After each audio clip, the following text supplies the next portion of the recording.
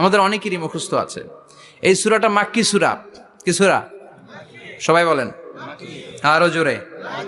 বিশ্বনবীর জীবনে দুইটা ইনিংস, একটা মাক্কি ইনিংস আর একটা মাদানী ইনিংস। ইনিংস বুঝেন তো? হ্যাঁ, ছেলেপেলেরা ক্রিকেট খেলে অনেক, তো ইনিংস বললে তাড়াতাড়ি বোঝে। ফার্স্ট ইনিংস, সেকেন্ড ইনিংস আছে না?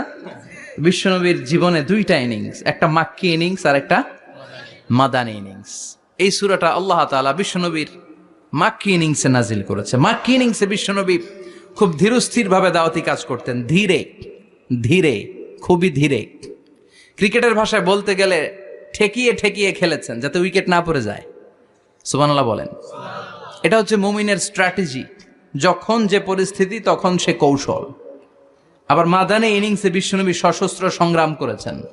বিশ্বনবী জ্বলে উঠেছেন আপন শক্তিতে। চিল্লা এখন ঠিক কিনা? জ্বলে উঠেছেন না তিনি? বদরের যুদ্ধ করেছেন।